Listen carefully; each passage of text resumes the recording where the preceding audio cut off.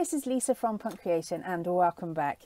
Thank you so much for joining me today on this journal flip through. I haven't posted a video on YouTube for absolutely ages, so I really do appreciate you stopping by.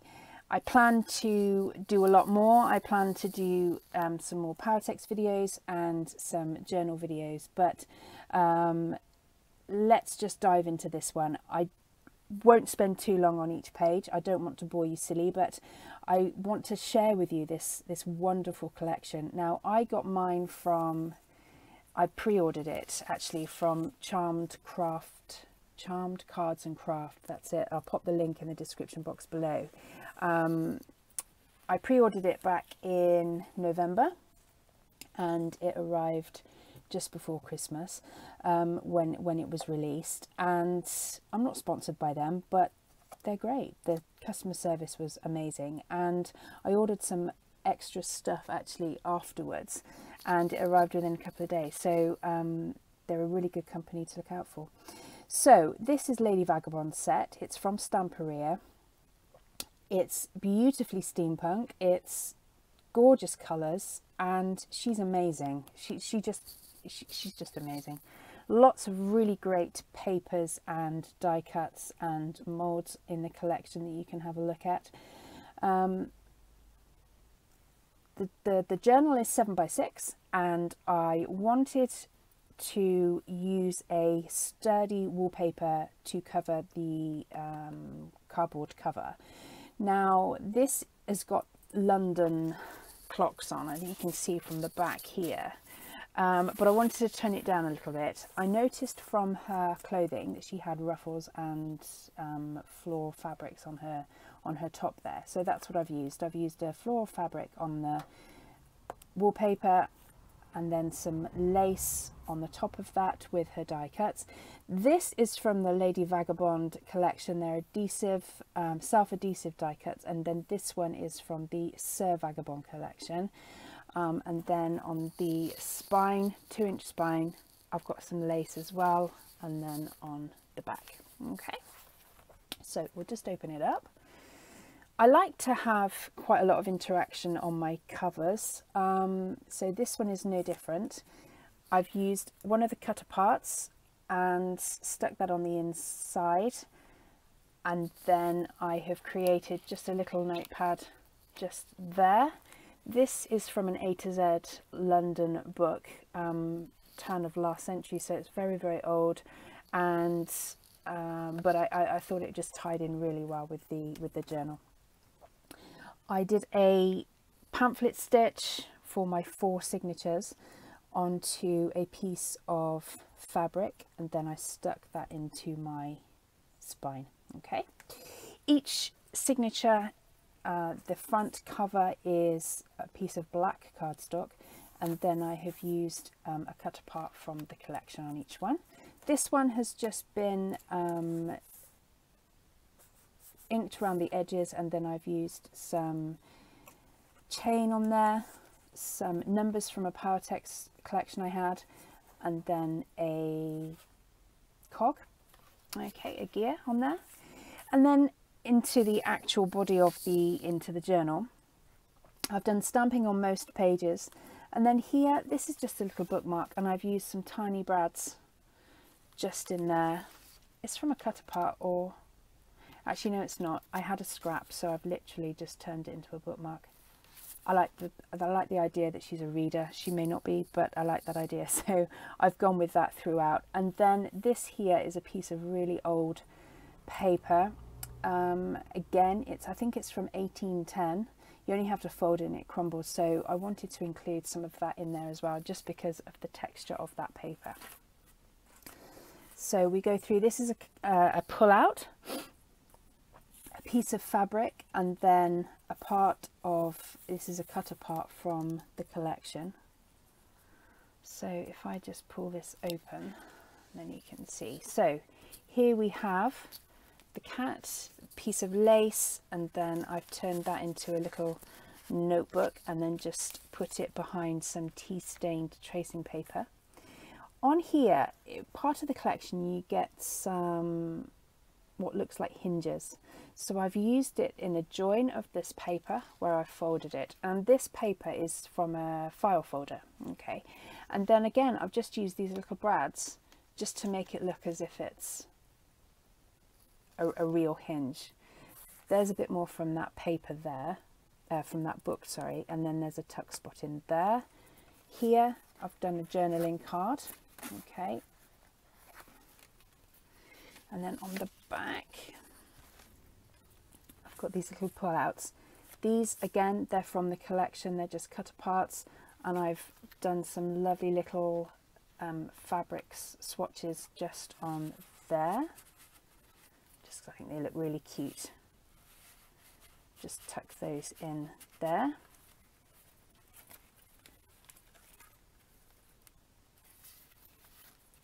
Again, just more stamping. If there's bits of scrap, then I've just cut it and I've just used it as little tuck spots. With the Stamperia paper, you get so much, even on the front covers, you can use everything, and I'll show you what I've done with the front cover in a second. Again, another one of these pages just with a fabric cluster on there. Lots of journaling space in this one. Another bookmark there, and a belly band. This is a belly band with just a journaling spot just under there, okay.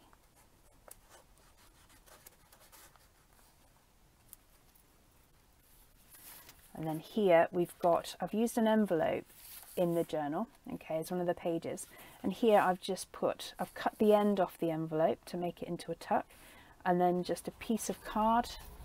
I've put some tea stain paper on there with some bit of stamping, and then just used it as a journaling tuck there.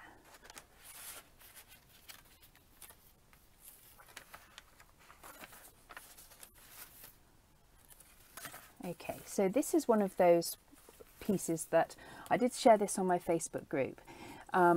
This is a piece of the front cover, and with the Stamperia you get it into sections, and you cut it out and you can use it.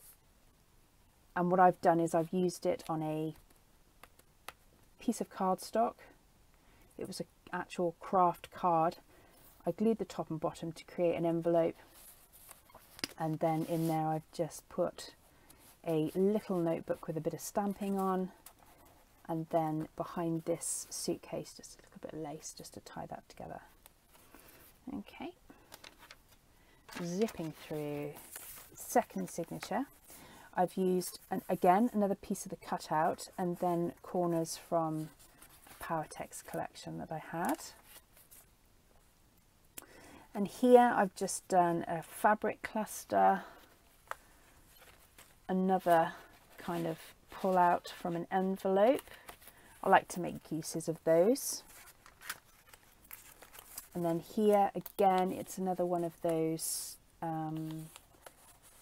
sort of booklet things that I've done. Bit of lace, an old key that I had, and then this one I've managed to sew down the middle. Okay, just a little bit of stamping on there just to tie it all together.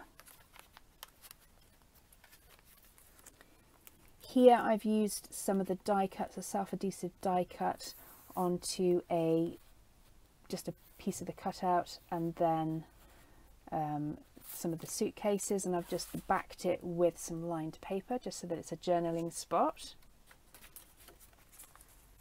One of the doors, I've made it into an opening like this and just put a piece of old book print behind it. It's not really a journaling spot, but I'm not quite sure if I want to cover that bit up or not, so I thought I would just leave it for now. Again, another journaling card. This is just using scraps, can't bear to throw it away, so I've kept it and just used it as a tuck spot there. I've made these little paper clips, okay, just with some washi that I think goes with the collection and the paper clip, and this one holds this in place. So this is a flip out, but this one isn't attached because it's got journaling space on the front and on the back. So we've got a pocket there, we've got a pocket there, we've got a pocket just or a tuck there, and then behind this fabric here I've got a bit of vintage note paper and a bit of the map from the collection that I thought was quite cute. She could keep her secret bits and pieces in there and then do her journaling on that one there. If she's kept any letters from Sir Vagabond himself, she can keep it in those tuck spots. Okay, on to the third one. Again, part of the cutout, and then I've just done a fabric cluster here with some beautiful laces that I've been sent from my wonderful pen pals, and then some of the cut aparts behind the books. The books are very, very long, okay, and I've just literally just cut them down and used them. The papers, I've got quite a few bits left over, and I'll show you at the end what I've got left over. The pieces that I do have left over, it's because I can't cut them down, and I will probably use them on a canvas or on a bigger journal, but I can't cut them into them. This one is a flip out that is actually attached to the journal. Absolutely adore this one. I don't know why I love this one so much. Behind this belly band, I've got this little journaling spot, and this is just tea dyed paper that I've then drawn my lines on myself. Okay, I've got a tuck spot there. This one again, a piece of paper from the collection. I've just put a slit in there and then use that as a little notebook tuck. I got that idea from the Book Vandal shop, Dawn at the Book Vandal shop. She's amazing. And then I've done the same kind of thing on these pages here. Okay, and then behind each one of those is a pocket also. Flick through, make sure I don't lose anything, leave anything behind. I've got these, more of these book pages. Okay, so this one here, it comes in the kit, in the collection, and it looks like a suitcase. So what I've done, I cut it out, I stuck the body of the suitcase onto a piece of file folder. I've then used some brads and a metal lock that I had in my stash. Then what I've done is I cut the top of the suitcase off, if you can see, and then I put some brads in the top of there, and then that flips open, and then you can put stuff into the suitcase and it flips shut again. So absolutely love the idea of that. It was quite tricky to work out the best way to do it, but I think it's worked out really well, so I'm really pleased with that one. Another one of these ones, I put some lace behind her here and just some suitcases in front. As you can see, the line goes up there from the front cover. This is one of the pieces from the front cover, so I've covered it with the suitcase, and you'd never know if I hadn't blabbed my mouth off and told you. Clock from the cut apart, and again I've used some wooden corner pieces from my Paratex stash. Another pocket there using the other side of the books. And then here we've got another flip out fabric cluster. We've used some tea stain tracing paper, some of the really old book. This is a die cut from her collection, so it's the self-adhesive die cut. And then this is one of the MDF words, steampunk words from the Sir Vagabond collection. And then as it opens up, I've done the same thing. I've just used some tea dyed paper and just put my own lines on there. Actually no, this one was tea dyed writing paper, so it's already got the lines on there, and I've just stamped. And then on the back I've drawn my own lines, and then again there's a pocket underneath there, simple pocket in there,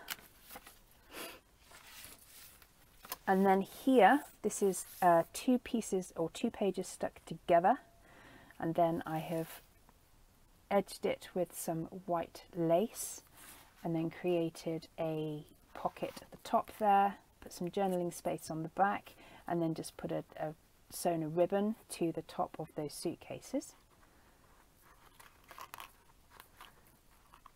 And I cut a notch in these papers so that you could use it as a pocket, but then you have to line, if you've got just thin paper, you have to line it with washi tape just to reinforce that there, otherwise it won't last too long. And then I think that is pretty much it, and then the door on the back as well. So that's my Lady Vagabond journal. I hope you liked it, and I will just show you what I've got left out of the whole paper pad. So I've got her here on her suitcase with these beautiful labels. Okay, and then on the back there is just some beautiful florals.